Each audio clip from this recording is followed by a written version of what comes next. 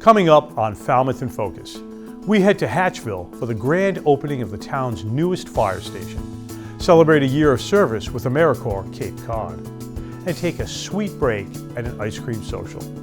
All this and much more on this episode of Falmouth in Focus.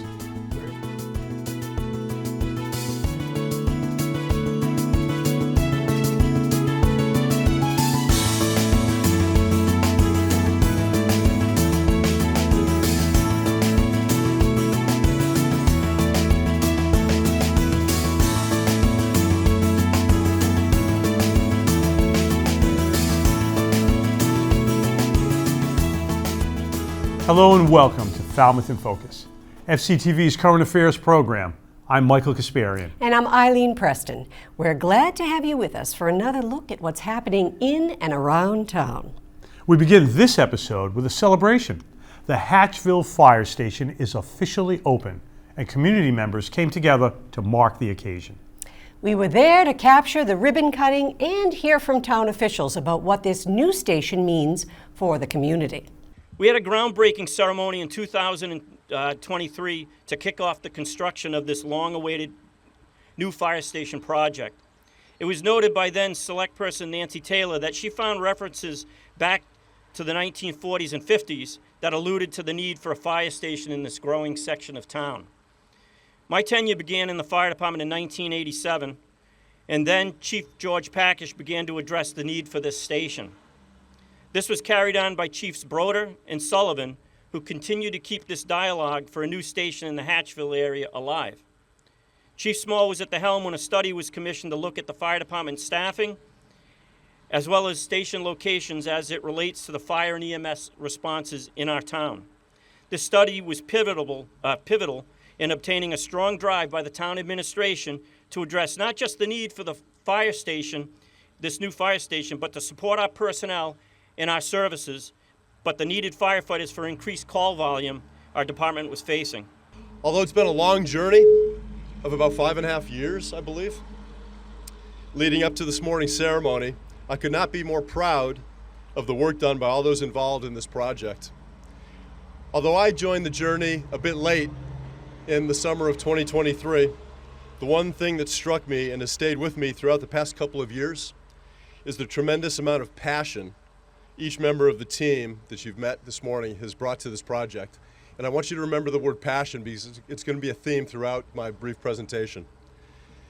Having been involved in many construction projects over the course of the past 30 years of my career, I can tell you that technical expertise, although it's important, is not the final ingredient that distinguishes a good project from a great one. That final ingredient, in my opinion, is the passion brought to bear by the many volunteers, staff members, architect team, owner's project manager, and contractors throughout the life of the project. And as you can see, it's taken a true village, a team, to bring this facility to fruition. The opening of the Hatchville Fire Station marks a significant milestone for the community and the Falmouth Fire Department. The station is designed and situated to enhance response time, improve safety, and better serve the residents of Hatchville and the surrounding areas. After many months and years of conversation and planning, I am now presenting to the town the Hatchville Fire Station number 6 at 878 Sandwich Road.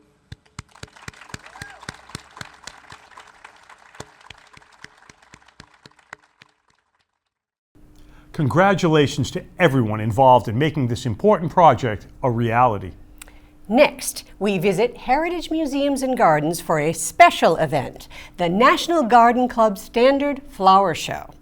This year's show celebrates the group's 25th anniversary with stunning floral and botanical designs that blend tradition with innovation. Hi everyone, I'm Ellie Fidelli and I'm here at the Heritage Garden and Museums where flowers, creativity, and community are in full bloom. This year, the National Garden Club Flower Show is an extra special. It's celebrating its 25th anniversary of the Southeastern District's award-winning design and horticultural study group. From stunning floral arrangements to unique botanical art, visitors are in for a colorful treat. I'm here with Heather Mead, and she's going to tell me about today's event. So Heather, can you run us through what's going on today through the 25th? Yes, I'm happy to. We are thrilled to be hosting the National Garden Club Federation Standard Flower Show today and also through Friday. So 3.5 days of amazing creative floral design on display here at Heritage. Great, this sounds like many days full of fun events. Now, can you give us a sneak peek on what people can see inside? Oh my gosh, there are many different groupings of amazing creative design on display. Everything from mass floral designs to amazing tablescapes to really creative petite designs, very small arrangements using dried and fresh botanicals, to creative displays that utilize found materials. So there's really a huge array of creativity on display. Well, that sounds amazing, and it just seems like something that everyone should see. Now, the people that do come in, what's one thing you want them to take away from the event? I think one thing that I'd love for folks to take away is really the incredible breadth and depth that is present in the design in this show, that it isn't just what people might think of when they think of a sort of traditional floral arrangement, that there is just an incredible array of creativity on display here. Even one of the classes that you'll see is using dried material to create a flip-flop design or a pocketbook design. That creativity can be found using so many different media, so many different materials, and our partners from the Southeastern District Study Group are so masterful at finding form and color and design everywhere. Well, thank you so much for this event here at the Gardens, joined with the study group. Sounds amazing. And for those of you that are able to come out and see everything. From colorful floral displays to inspiring botanical art, the National Garden Club's Floral Museum is just one of many ways that the Heritage Garden and Museums brings the community together. If you missed this event, there's always something in bloom here in Sandwich. For more events and exhibits, be sure to check out the Heritage Museum and Gardens website. I'm your host, Ellie Fideli, and please follow me along next time here on Falmouth in Focus. A beautiful celebration of floral artistry right here in our region. AmeriCorps Cape Cod wrapped up a tumultuous but impactful year with their graduation ceremony. We caught up with this year's class to reflect on the journey and hear what's ahead. Here's a closer look at their service and their future plans. So today is an exciting day for our program in that our year 27 AmeriCorps members are graduating, which means they have finished their 1,700 hours of service to the program, and the program is officially coming to an end. So it's a little bittersweet because we are obviously very excited that they have gotten to this point of the program, and they have had incredible accomplishments throughout the year, but also means they're leaving us. So there's obviously, bonds that are forged, and especially this year, given that there was a lot of uncertainty about the year, I think in the end it actually made everyone more resilient and brought everybody together. Yeah, when we started in September, it felt like any other year. This is my fourth year. This is my fourth graduation. If you would ask me back in September of 2024 how the last week of July would go, I would have thought, we're going to cruise right through the end, 1,700 hours, no problem. And obviously with everything that happened, I'm incredibly proud, incredibly grateful that we got here, and looking ahead already to the great stuff that year 27 is going to contribute to this sandbar. So, yeah, we had a meeting. Barnstable County Commissioners were great. They gave us a chance to kind of speak on our behalf in terms of moving some budgeting around. And we had over 110 people show up to that, a great mix of service partners and alumni. We are overwhelmingly appreciative of the community support throughout this whole year. I think we always knew we had community support. We always knew that the AmeriCorps Cape Cod program was embedded into kind of the fabric of Cape Cod, but we never felt it as much as we did this year when over 100 people showed up on a select board call, a commissioners meeting call earlier this year. We actually think we maxed out the number of calls in there, and more people were trying to get on, and we were told that was the most people they've ever seen at a meeting, and it was all positive. It was just overwhelming support for our program and for our members and for our staff, and we're just grateful and appreciative, and we're looking forward to continuing the service that we provide to the Cape. Yeah, so not only does the program give so many opportunities to the Cape for stewardship, conservation, things like disaster relief, like with the IFA marine strandings, they always call AmeriCorps for help. And with situations when we might need to shelter, AmeriCorps played a huge role in the past with those sheltering operations. So things that are really vital, and if AmeriCorps not around, what could happen? And then beyond that, what the program creates in terms of keeping young professionals here. It's really difficult to find housing on the Cape. It's really difficult for young people to stay on the Cape, even if they're from here. It's really difficult for anyone from far away to imagine moving here, just because of the difficulty of the financial situation here. But I think that this program creates a situation where previous members can feel so connected to the community and have chances to stay through community connections like that. So, and then feel so inspired to stay because they've come to love this community. So I didn't know how many opportunities I was going to gain coming in. Like, I just came in because I wanted to do a year of service. I wanted to give back to the community, but I feel like they ended up giving more back to me. So it was just a great time here. They are remarkable, and they've accomplished so much across all of Cape Cod, all 15 towns, federal and state agencies, and many nonprofits. So we're just really grateful to be here, and really grateful to kind of send them off with a celebration and a thank you. Congratulations to all the graduates, and thank you for your commitment to Cape Cod. Cape Cod has a volunteer organization called LiNK, which stands for Linking Indigenous and Non-Indigenous Knowledge. They explore the assumptions of our region's colonial history as it interfaces with the treatment of Indigenous people who were here first, and what it all means for contemporary coexistence. It's a nuanced topic, and it's often embodied in nuanced people, like author Joseph Lee. He grew up in Boston and on Martha's Vineyard, balancing an identity that includes Chinese, Japanese, and Wampanoag heritage. Unitarian Universalist Church hosted a discussion of his new memoir, Nothing More of This Land.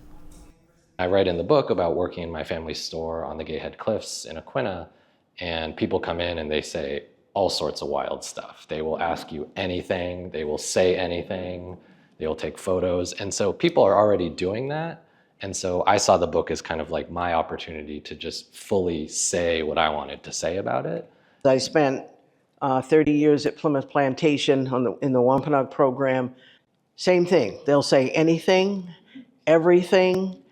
And I've had people walk right up to me and go, "Oh, you're not Indian." In that work, I got to a point where it was like, no, I'll tell you who I am. You don't tell me. And people are people. Some of them have that ignorance. Some of them don't. They have a lack of knowledge and a lack of understanding, but they have the sensibility to understand that they have that. I did write about this experience of turning 18 and you get the tribal ID card, and it was kind of transitioning from being a kid in the tribe and going to tribal summer camp and like hanging out with the cousins, and you run around and we would catch snakes. And to me, that was the tribe. That was kind of the way I understood the tribe and what it meant to be Aquinnah. And then you turn 18 and suddenly I'm like, oh, those meetings that I've heard about, like I can go to them, and then you go and you're like, whoa, like, I don't know what's going on in here. And you learn a different side of the tribe, and some of that's good and some of that's difficult and complicated.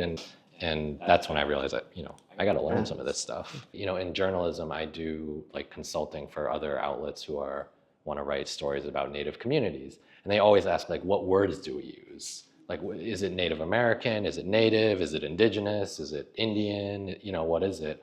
And of course, usually the best answer is just say the tribe or say the community or be specific, right? Or ask the person what they want. But, the language has evolved. And I think when I grew up, Native American was kind of the good one. And now I would say Indigenous is kind of the good one. But, that will probably change a little bit too. And so I think to define it, I think you have to be aware of and include this sort of evolving nature of what it means, and the fact that we're always reconsidering what it means to be Indigenous, and that changes as the community changes.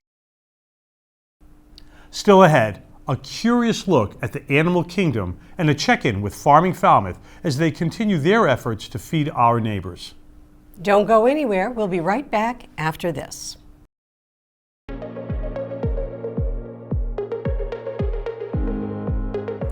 If your neighbor's house caught fire, would you call 911? Of course you would.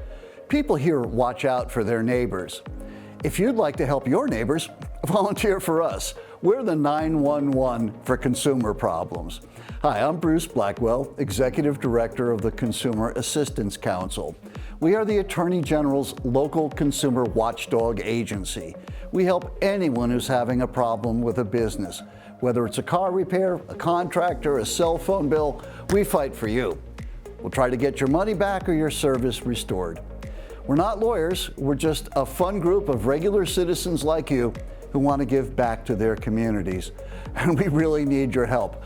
All we ask is just 3 hours one morning or afternoon per week. We'll provide all the training you could possibly need. If you want to help your community, call me at 508-771-0700. That's 508-771-0700. You can make a difference.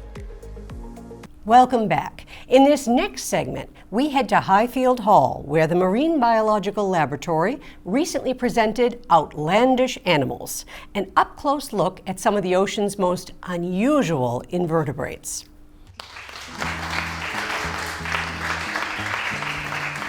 Hi, I'm Jonathan Henry. I'm the Senior Aquarist at the Marine Biological Laboratory. So tonight we were invited to give a presentation to the public about the interesting, curious critters that we rear in our automated aquatic facility. These are marine invertebrate species that are used in research and for teaching. We are really excited to share what we do at MBL and spread awareness of our research and just share all the amazing things we're doing with the local community. Yeah, just to make the public aware of the efforts that are undergoing at the Marine Biological Lab to grow different species that are useful in research and teaching, and to educate the public about these animals and their unique features which make them such good models for scientific study.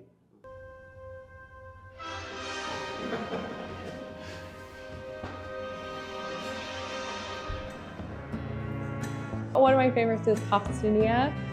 It's a flatworm and it moves incredibly gracefully because all of its cilia. It's probably my favorite animal we have. Looks very alien. It's got to be the Crepidula slipper snails, which is a model that we developed some years ago for research that was going on in my laboratory when I was back at the University of Illinois. Yeah, John Henry did an amazing job sharing about our facility and all the hard work that we do. Oh, I think it was great. Yeah, there was a lot of enthusiasm. We had a good showing, and yeah, I think everybody had a good time. Wow, that was a fun one. Fascinating to see how much life is out there beneath the surface. Absolutely. Yeah. FCTV member organization Farming Falmouth recently celebrated its successful purchase of a 6-acre farm property it calls The Patch. Yeah, they intended to use the land to model the benefits of intensive human-scale regenerative agriculture, easy for me to say, in our community. And they've already broken ground on an expansion of their successful service garden project, which helps to bring fresh produce to local families that need it. Farming Falmouth shares this video with us.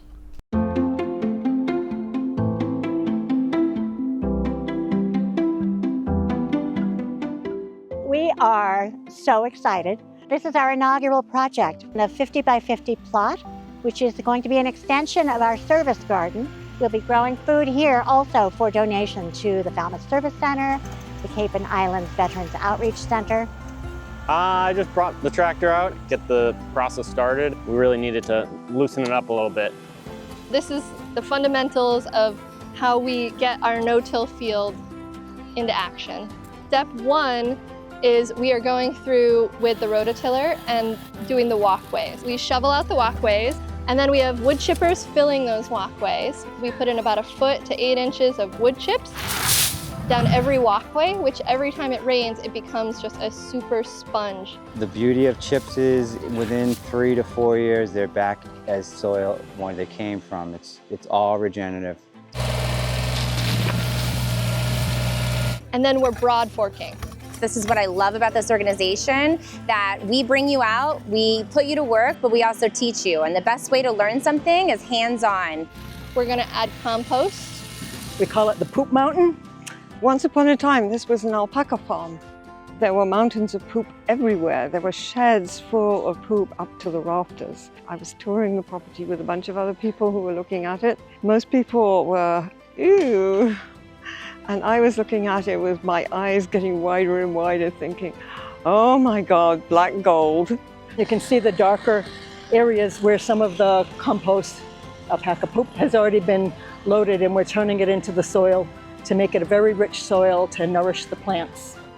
We mulch heavy and we keep a solid perimeter. So the cardboard and the wood chips around the outside acts as a barrier for weeds, so I can see the grass when it starts to creep in, well before it touches my crops.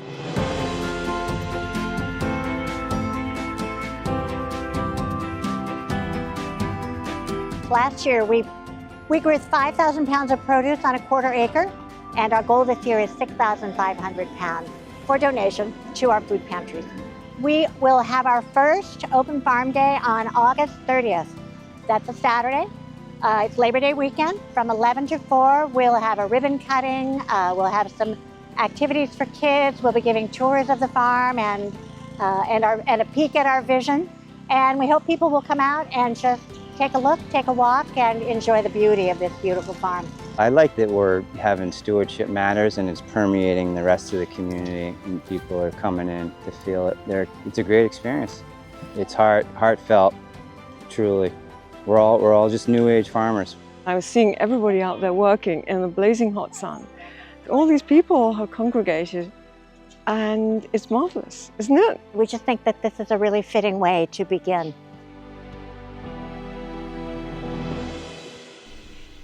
If you'd like to get involved or volunteer, visit farmingfalmouth.org.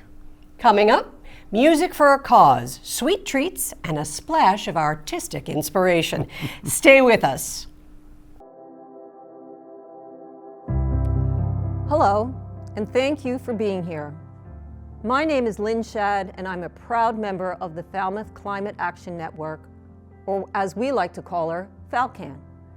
We are Falmouth's local climate advocacy group, founded in 2019 by a group of residents deeply concerned about the challenges climate change poses to our coastal community. We've hosted webinars, workshops, book discussions, climate film screenings, and climate conversations on FCTV. We also advocate for strategic action at the town level. In 2020, we supported the successful passage of the Climate Emergency Declaration at town meeting. In 2022, we secured a warrant at town meeting to hire a sustainability coordinator. The town filled that position in 2024 with Stephanie Madsen.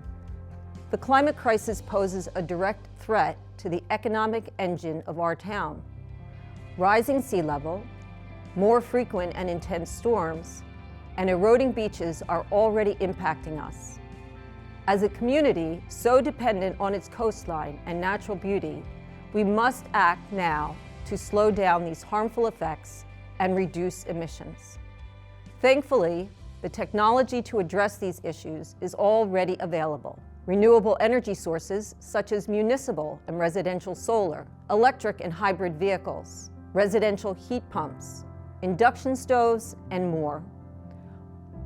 Join us, won't you? You can start by reaching out to us over email at falmouthcan@gmail.com. Thank you. The chamber music ensemble Mistral is performing an upcoming special concert at Falmouth Academy, the proceeds of which will go to benefit homelessness prevention organization Belonging to Each Other. FCTV had the opportunity to speak recently to ensemble director Julie Skolnick, whose longtime approach to musical events is to blend art with teaching and social good.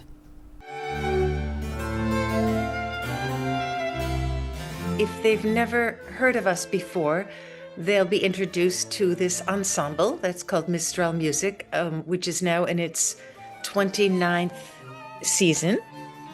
I began this series, as I said, 29 years ago. I was a busy freelancer playing with every group in town, and I decided to take control of my artistic life in a more direct way. And so I began this nonprofit with my husband, and we have been putting on these intimate concerts for people who love music but want to feel really connected to the performers.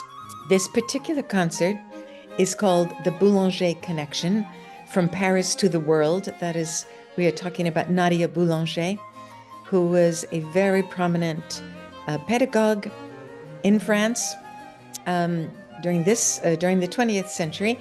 And we are going to trace her lineage, really. Her very big teacher and mentor was Gabrielle Fauré, whom she studied with at the Paris Conservatory.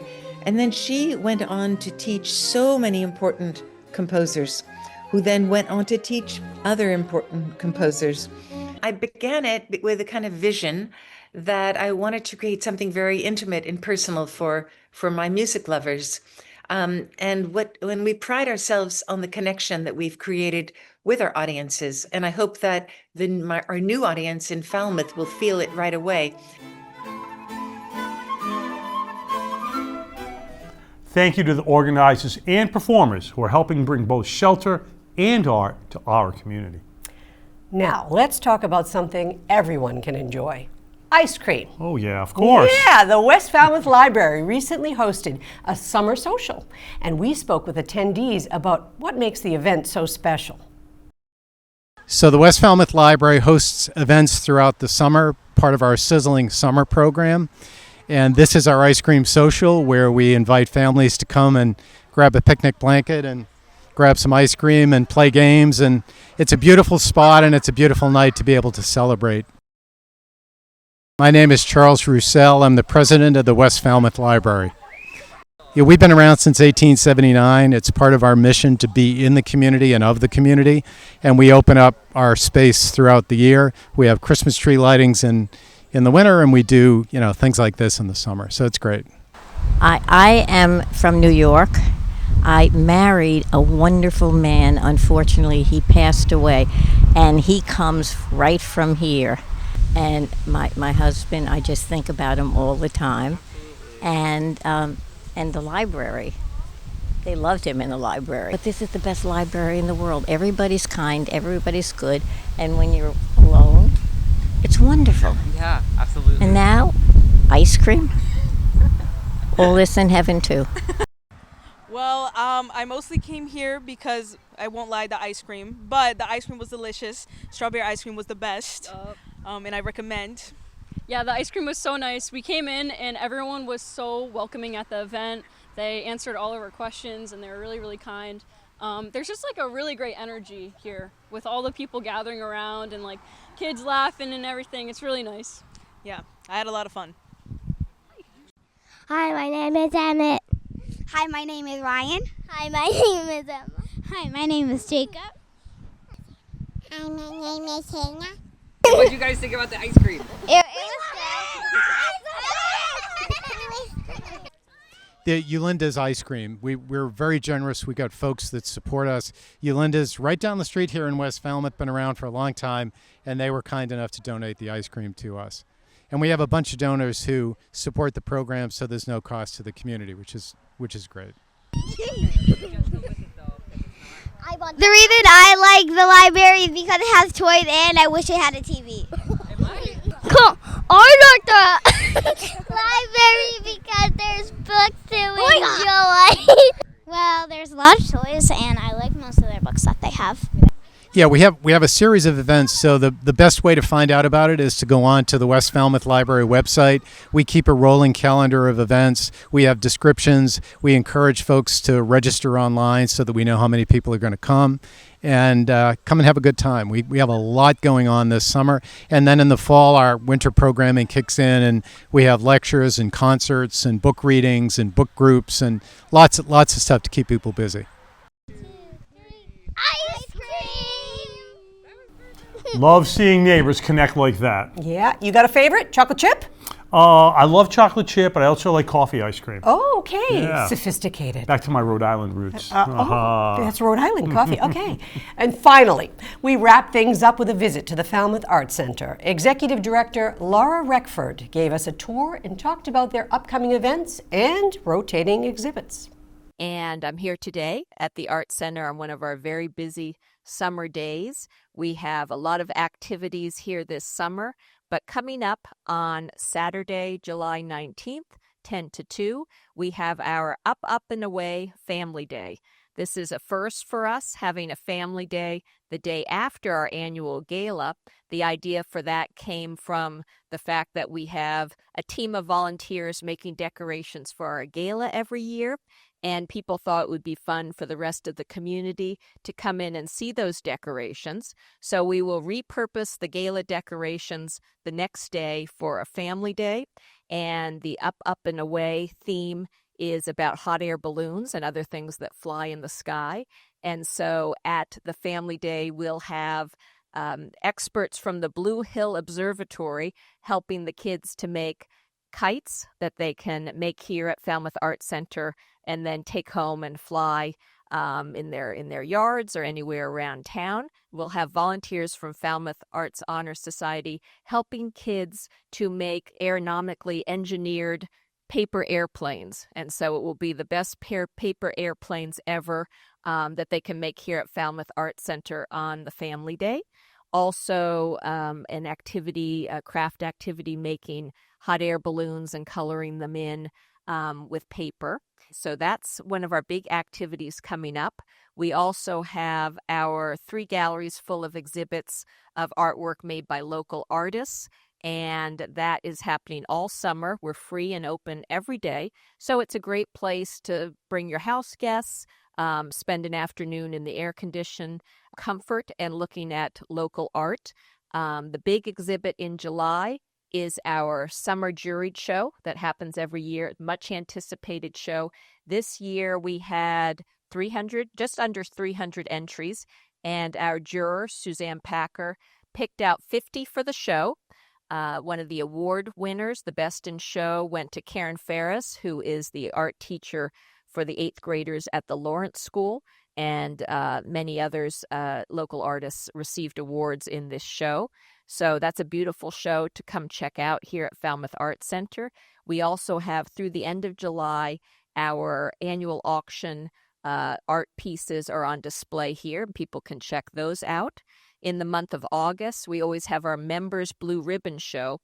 It's called Blue Ribbon because we have a member of the community who comes and awards blue ribbons to their favorites every year.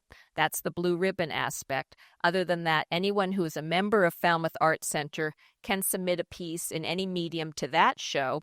And that show, as I said, runs through the month of August, and typically it's our largest show of the year. We can get up to 130 pieces in that show. We have over 900 members at the Art Center. Many of them are artists who submit to that show. So those are some of the big shows we have going on here at Falmouth Art Center. Later in July, on Saturday, July 26th, we have our annual ceramics sale. That's an outside sale by our ceramics teachers and advanced students. So we have that going on Saturday, July 26th as well.